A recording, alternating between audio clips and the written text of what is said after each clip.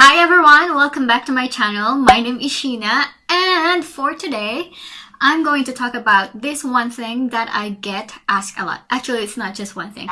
It's a lot of other things. So this video is for you if you are a Philippine passport holder and you want to get a tourist visa to South Africa. Yeah, I just also want to share my experience. So this video is very personalized with my situation. And in my case, if you don't know who I am Sheena, and I was part of a long distance relationship. Now we're together, but back then I had to apply for a tourist visa to get here. So if you are a Philippine passport holder, if you want to travel to South Africa, and if you have a host in South Africa, perhaps it is your boyfriend, or maybe you have a friend, or maybe you have a relative in South Africa and you want to visit there, watch this video and I'll answer the frequently asked questions about getting a tourist visa to South Africa. Oh, by the way, if you haven't watched my visa guide part 1, I will provide the link below. Andun yung mga step na kailangan mong gawin from start to finish. Okay, so this part 2 is a continuation of my part 1, and I hope that you can benefit from this video as well. While I'm speaking, I will take a look at this side just so you know, here are my notes and here are the questions that I get asked a lot. So I'm ready for this. Let's get started. Question number 1. How long is the visa? Short answer, a tourist visa can be approved for 90 days or less. Okay? Question number 2. Ano yung sinabi mo for your purpose of visit?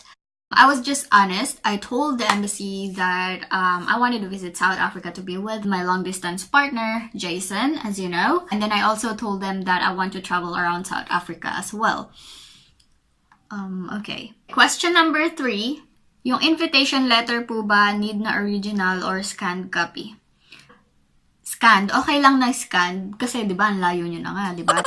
Okay lang yun. Ayun, ito pa pala. Question number 4. May signature ba dapat ang invitation letter? Oo, kailangan may signature ng host mo. And tip ko dito, digital signature na lang. So for example, you guys will draft the invitation letter, send it to your partner or send it to your host, and then have him sign the invitation letter through, electronic signature. Uso na yan ngayon. So, information age na ngayon. So, it's very easy to sign documents online. You can use DocuSign. I think there is an Apple app for like opening documents, and then there is a feature that you can just, sign. If you guys have any suggestions about signing documents online, you can comment them down below for more suggestions. So next question is, what if you don't have a sponsor or someone who can give you an invitation letter? You just want to travel South Africa alone. Ano daw? Ulit. What if you don't have a sponsor or someone who can give you an invitation letter? I mean, you just want to travel South Africa alone. Is invitation letter required? And another variation of this question is, what if walang invitation letter?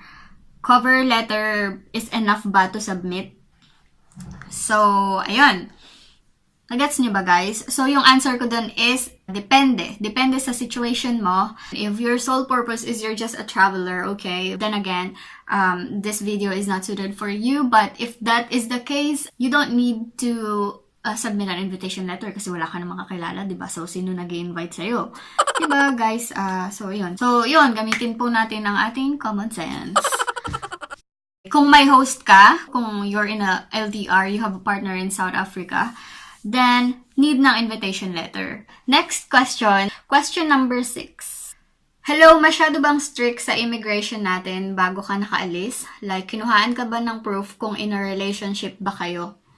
My answer to that is no, it's not very strict. When I was passing through the immigration gate in the airport, tinanong lang nila ako ng konting questions about where am I going,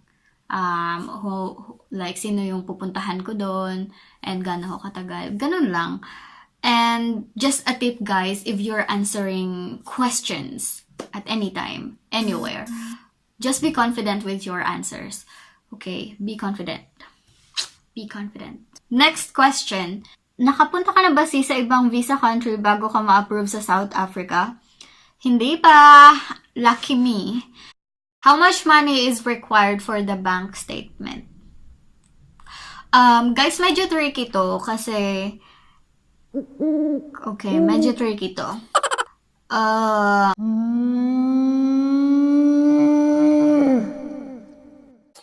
Ang ma-advise ko sa inyo is figure out the average cost of living in South Africa and then multiply that by the number of days that you're gonna be staying in the country. Just a rough estimate, I would say that someone can survive here with 7,000 to 8,000 rand per month. Okay, so compute nyo na lang yan sa Philippine pesos.